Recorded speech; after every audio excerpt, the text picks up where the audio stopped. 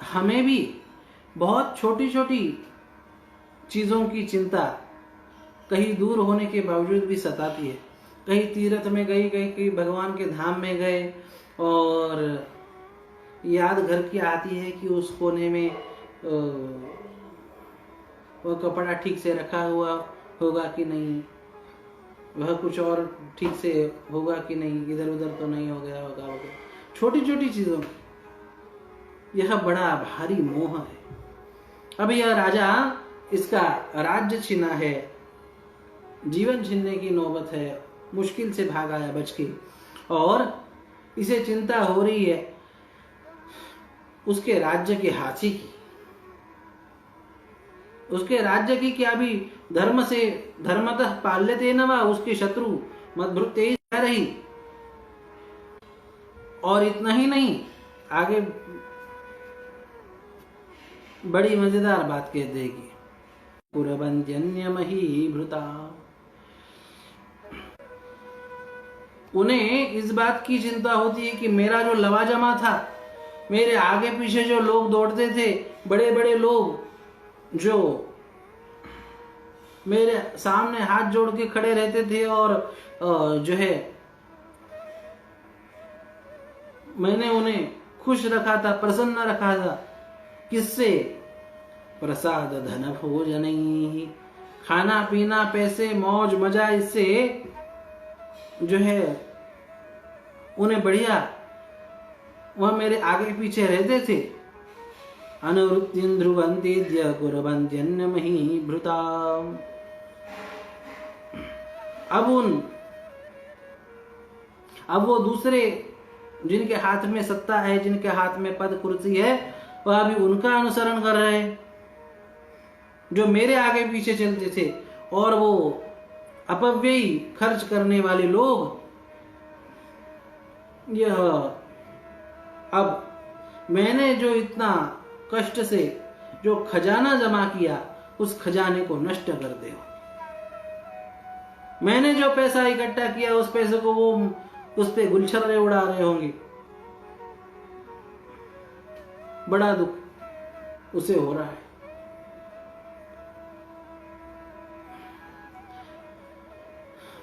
राजा महाराजाओं को या आज के भी राजनीतिक लोगों को यह दुख बहुत होता है जब पद चला जाता है और उनके आगे पीछे दौड़ने वाले लोग, यह जब पद पे आने वाले के साथ ये हो जाते हैं ना, उनके साथ समरस हो जाते हैं, उन्हें सम्मान देने लगते हैं, उनके साथ उनका व्यवहार बन जाता है, तब इस व्यक्ति को, जिसका पद गया है, उसे बड़ा दुख होता है। ये मेरे सामने हांजी हांजी करने वाले और हाथ जोड़ के रहने वाले देख भी नहीं रहे मेरे को। कई बार तो ऐसा देखा गया है कि मुख्यमंत्री का पद गया या कोई पद गया तो उसके सबसे निकटवर्ती अच्छे मित्र कहलाने वाले भी तुरंत उसे छोड़ के, जिसे पद मिला है उसी के गाड़ी में घूमने चले गए। अच्छे मित्र कहलाने वाले, अच्छे सब कुछ कहलाने वाले, बड़ा दुख होता है कि बताओ, जब तक पद था तब तक हमारे आगे पीछे थे, तब तक हमें खुश रखते थे, और अब तो देख भी नहीं रहे। यही शोक इस राजा को हो रहा है कि अब वो मेरे आगे पीछे दौड़ने वाले अब नए पदाधिकारियों के हाथ में लग के मैंने जो खजाना कमाया है, वो अब खजाना उस पे मौज करते होंगे। हाय, असम्यग् व्ययशीलैस्तैः कुर्वद्भिः सततं व्ययं संचितस्सोऽधि दुःखेन क्षयं कोशो गमिष्यति। मेरा सब खजाना खाली कर देंगे जो मैंने कष्ट से कमाया। एतच्चान्यच्च सततं चिन्तयामास पार्थिवः तत्र विप्राश्रमाभ्यासे वैश्यमे गन्धदर्शसः। इस प्रकार की अनेक अनेक विचार वह सुरथ राजा कर रहा था। उसे ये नहीं लगा कि मैं किस तरह से तुम्हें मेरी जान बची है और मैं उसे भूल जाऊं, नहीं, कहा कोई भुला सकता है जी। वह इस प्रकार से विचार कर रहा था और उसी तभी वहां पे एक वैश्य, एक व्यापारी, एक बनिया वो वहां पे आया और जो है उसका भी चेहरा उतरा हुआ था। राजा ने पूछा कि भाई तुम कौन हो, कैसे आए हो, तुम बड़े दुखी लगते हो। सशोक इव कस्मात् त्वं दुर्मना इव लक्ष्यसे। इस प्रकार से पूछने के बाद उसने नम्रता पूर्वक कहा कि वैश्य उवाच समाधृन्नाम वैश्योऽहमुत्पन्नो धनिनाङ्गुले पुत्रदारैर्निरस्तश्च धनलोभाद साधुभिः विहीनश्च धनयर्दारैः पुत्रैरादाय मे धनम् वनमभ्यागतो दुःखी निरस्तश्चाप्तबन्धुभिः। मैं समाधि नाम का वैश्य हूं और बड़े धनिकों के कुल में मेरा जन्म हुआ है।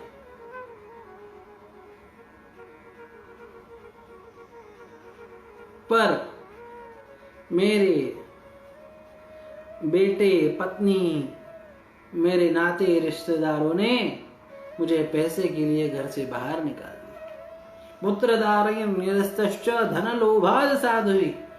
पैसे के लालच से मुझे घर से बाहर निकाल दिया।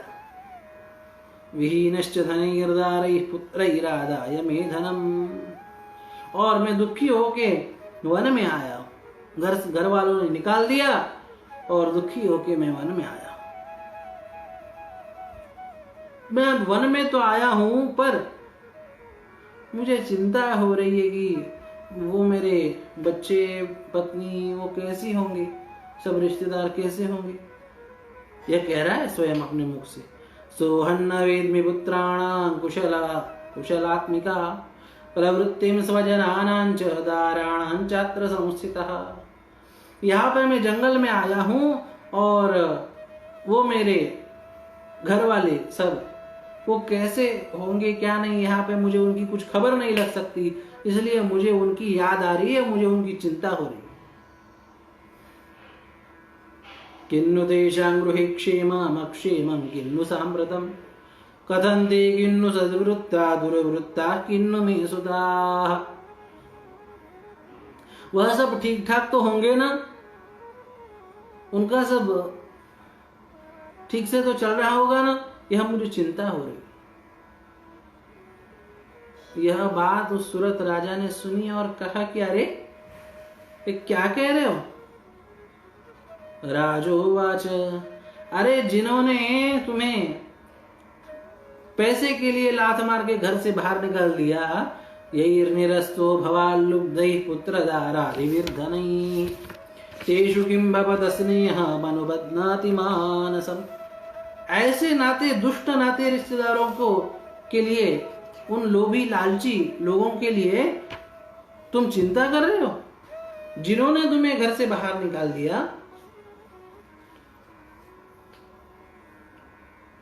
वो व्यापारी वैश्य कहता है कि हाँ क्या करे।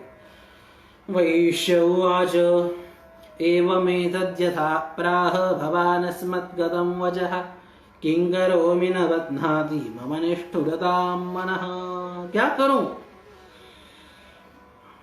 आप जो कह रहे हो वो ठीक है पर मेरा मन निष्ठुर नहीं होता। बताओ, दुष्टों की चिंता छोड़ने को यह वैश्य निष्ठुरता कह रहा है मन की। अरे वो तो विवेक है। यही संदज्य पितृस्नेहं धनलुब्धैर्निराकृतः पदि स्वजनहार्दंज हार्दितेष्वेव मे मनः। मेरा मन, मेरा हृदय उन्हीं का विचार करता है, उन्हीं की चिंता मुझे हो रही। किमेतन्नाभिजानामि जानन्नपि महामते यत्प्रेम प्रवणं चित्तं विगुणेष्वभिबन्धुषु।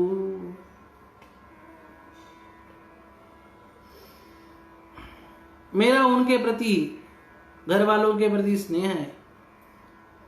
वो गुणहीन है पर फिर भी मेरा चित्त उनसे, उनके प्रेम में मग्न है। मैं जानकर भी इसका कारण नहीं जान पा रहा। कि मैं तन्ना भी जानामि जानन भी महामते। मुझे समझ रहा है कि उन्होंने गलत किया है, फिर भी उनके प्रति मेरा प्रेम कम नहीं हो रहा।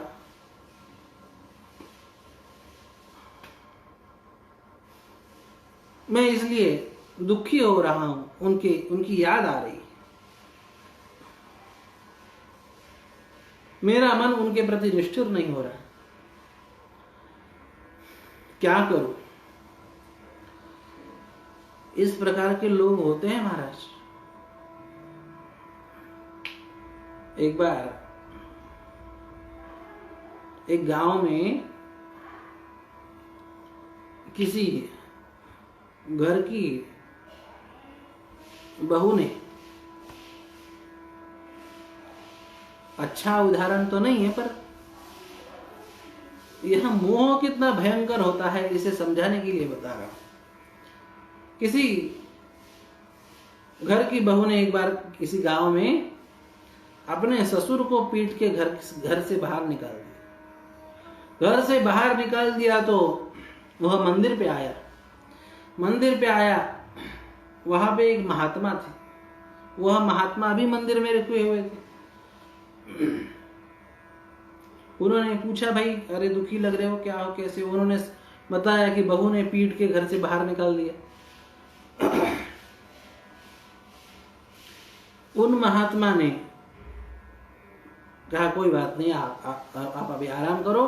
गांव में घूम के भिक्षा मांग के लाई, सूखा सीधा, और स्वयं अपने हाथ से वह बनाई और भगवान को भोग लगा के उस आदमी को भी, बूढ़े को खिलाया और स्वयं भी खाए। रात चली गई। घर से बुलाने के लिए ढूंढते हुए कोई भी नहीं आया। रात चली गई, सुबह हो गई। महात्मा ने स्नान वगैरह करके महात्मा निकल रहे थे। उन्होंने कहा कि चलो हमारे साथ चलो। अब क्या रहा है? बहू ने घर से बाहर निकाल दिया, कोई, रात चली गई, पूरा दिन चला गया, पहले रात चली गई, कोई पूछने के लिए नहीं आया। चलो अब हमारे साथ।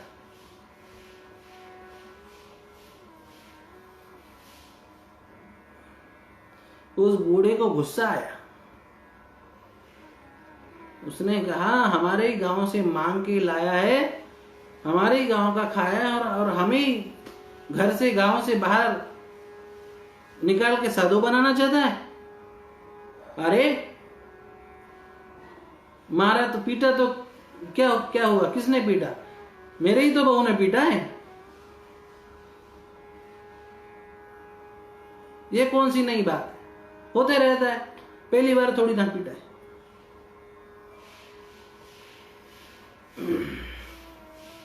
महात्मा ने कहा धन्य हो गई। इस प्रकार का बर्ताव होने के बावजूद भी वैराग्य नहीं होता, उनके प्रति मोह ममता रहती है। यह वैश्य, यह व्यापारी वही कह रहा है।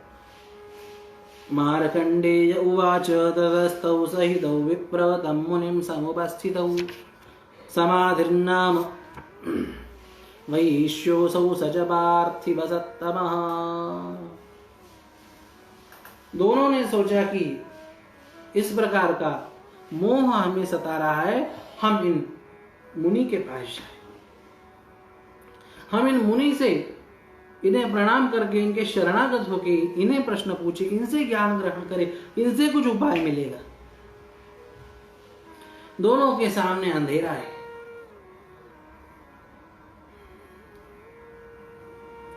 इस राजा का राज्य चला गया, शत्रु इसके ऊपर नजर रखे है, जान बची है मुश्किल से। इस व्यापारी का भी सब कुछ, धन है, घर है, सब कुछ छिन गया, निकाल दिया घर वालों ने। अब क्या करे? जीवन में आंखों के सामने अंधेरा है। और जब इस प्रकार की स्थिति होती है ना, आंखों के सामने जब कुछ भी नहीं होता, पर ऐसे समय में जब किसी सच्चे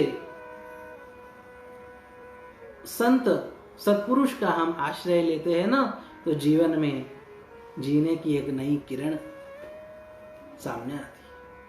तब जीवन को एक नई दिशा मिलती है, एक उत्थान का नया मार्ग हमें प्राप्त होता है। इसलिए जीवन में गुरु का महत्व है, इसलिए जीवन में संत महापुरुषों का, सत्संग का महत्व है। इन दोनों ने सोचा कि हम तो दुखी है, हमें तो कुछ सूझ नहीं रहा, हमारी बुद्धि तो कुछ काम नहीं कर। हम इन महात्मा जी से पूछे, इन मुनिवर से पूछे कि किस प्रकार हम इस शोक, इसलिए दोनों मुनिवर की सेवा में उपस्थित होते हैं। उपविष्टौ कथा काश्चित् चक्र दुर्वैश्य पार्थिवौ राजोवाच भगवन् स्वामहं प्रष्टुमिच्छामि एकं वरस्परत् दुःखाय मे मनसः स्वचित्ताय तदां विना मम त्वं गतराज्यस्य राज्याङ्गेष्वखिलेष्वपि। हे मुनिवर, हम आपको कुछ पूछना चाहते हैं। हे मुनिवर, हम जानते हुए भी हम विवेक नहीं कर पा रहे, हम मोह में डूब रहे। मेरा राज्य गया, अभी भी मैं उसी राज्य का विचार कर रहा हूं। इस वैश्य को घर वालों ने निकाल दिया, फिर भी है उन्हीं के मोह में डूबा हुआ है। दृष्ट दोषे विषये मम त्वाकृष्ट मानसो, दोष देखते हुए भी बारंबार उसी का चिंतन मोह के कारण हो रहा है। ये क्या है? ये कैसी स्थिति है? तत्किमेतन महाभाग यन्मो ज्ञानिनोरपि, हम ज्ञानी हैं, इसके बावजूद भी हम विवेकी है, इसके बावजूद भी हमारी बुद्धि काम नहीं कर रही, बारंबार बलात् उन्हीं छूटे हुए विषयों का विचार कर रही है। ममास्य च भक्तेशा विवेकांधस्य मूढ़ता, इस मूर्खता का क्या उपाय है? बड़ी आर्तता से राजा सुरथ ने यह प्रश्न पूछा। याद रखना, यह प्रश्न केवल उस राजा सुरथ का नहीं है, उस समाधि वैश्य का नहीं है। यह प्रश्न यह हम सब का है। हम सब मोह ममता में, आसक्ति में जकड़े हुए, और इससे पार किस प्रकार से निकला जाता है, इसका उपाय ऋषिवर श्री मेधा मुनि बता रहे हैं, जिसका विचार हम कल के सत्र में करेंगे।